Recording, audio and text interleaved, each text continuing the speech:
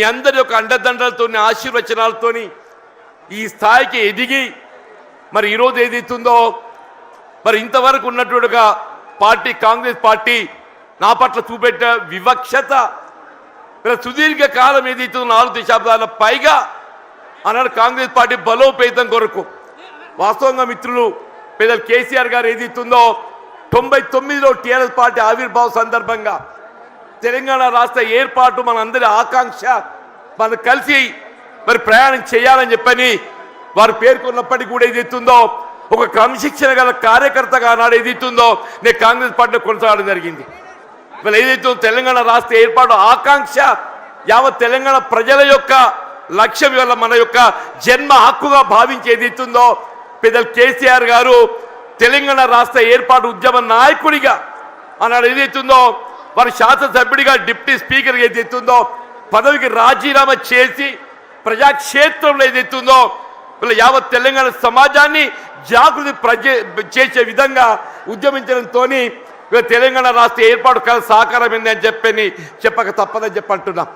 అటువంటి యొక్క కేసీఆర్ గారి యొక్క నాయకత్వంలో వీళ్ళ వాస్తవంగా మరి నేను ఎదుర్కొంటున్నటువంటి యొక్క మానసిక ఇబ్బంది దృష్ట్యా మరి వారు ఏదైతుందో పెద్ద మనసుతో నాకు చేయూతనిచ్చిండు.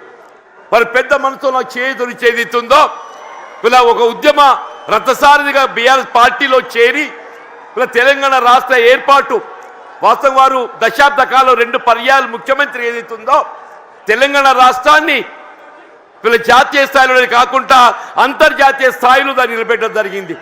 మరి అటువంటి ఒక రాష్ట్రం ఏదైతుందో ఆనాడు కాంగ్రెస్ పార్టీ ఇవాళ ఏదైతుందో ఒక ఇంకా మెరుగైన రీతిలో పాలన ఇవ్వడం జరుగుతుందని చెప్పినటువంటి భావన ఆశల పల్లకిలో ఊరిగింప చేయడంతో ఏదైతుందో మరి మొన్నటి 23 ఎన్నికల్లో కాంగ్రెస్ పార్టీ అధికారానికి వచ్చింది. కానీ వాస్తవంగా జరిగింది ఏంటి అనేది మనం ఒకసారి ఆలోచన చేయాలని చెప్పి అంటున్నాను. వారు ఆరంభించిన ఒక పథకాలకు ఇవాళ వాటికి ఏదైతుందో మెరుగైన రీతిలో దాన్ని అమలు చేయడం పక్కన పెట్టండి.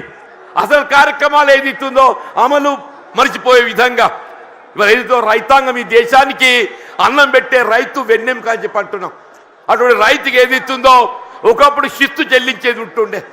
ఆ శిస్తు చెల్లింపు ఏదైతుందో ఆనాడు ఎన్టీ రామారావు టీడీపీ ప్రభుత్వ హయాంలో దాన్ని రద్దు చేస్తే వీళ్ళ కేసీఆర్ గారు ఏదైతుందో వీళ్ళ దేశంలోనే కాదు అంతర్జాతీయ స్థాయిలో కూడా పెట్టుబడి సమకూర్చే ఎకరానికి ఏదైతుందో 5,000 రూపాయలు చొప్పున 15,000 రూపాయలు పెట్టుబడి అందింపజేసే విధంగా కార్యక్రమాలు అమలు తలపెట్టడం జరిగింది.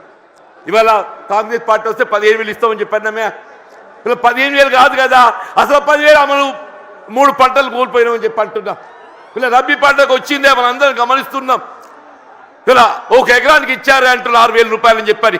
ఇలా 2వ పంట కేసీఆర్ గారి వాళ్ళ జగిత్యాల పట్టణాలకు వస్తుందని చెప్పని ఇలా ఏదైతే 2వ ఎకరా కూడా మేము ఇస్తామని చెప్పని మళ్ళీ ప్రకటన చేయడం జరిగిందని చెప్పి అంటున్నాం. మనం ఏ కార్యక్రమాన్ని తీసుకున్నా చెప్పంటున్నాను నేను. కళ్యాణ లక్ష్మి ఆడబిడ్డల పెళ్లికి తోడ్పడే విధంగా ఏదైతున్నదో వారు 50,000 నుండి ఆరంభింపజేసి 1,00,000 రూపాయలు ఆర్థిక సాయం అందింపజేయడం చెప్పంటున్నాం. కాంగ్రెస్ పార్టీ ఏదైతుందో తులం బంగారం జోడిస్తామని చెప్పన్నారు. మరి తులం బంగారం ఏమైందో మరి ఎవరికైతే కళ్ళ రాలేదని చెప్పంటున్నాను. మీరు ఏ కార్యక్రమం తీసుకోండి చెప్పండి. రైతు బీమా పథకం అని చెప్పంటున్నాను. వీళ్ళు ప్రసూతి వైద్య సదుపాయం కొరకు ఏదైతుందో ఒక తల్లికి అండగా నిలవాలి, పాపకు అండగా నిలవాలని చెప్పని కేసీఆర్ కిట్ అమలు చేసి తలపెట్టడం చెప్పంటున్నాను.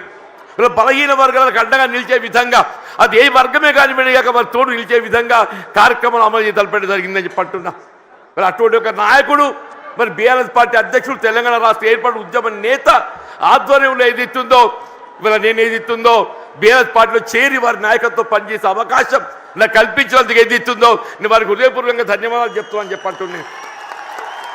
మరి ఏదైతుందో వాస్తవంగా ఇవాళ వేదిక చూస్తుంటే మా మిత్రుడు రమణ గారు గతంలో ఈ ప్రాంతాన్ని ప్రాతినిధ్యం వహించిన శాసనసభ్యుడిగా పార్లమెంట్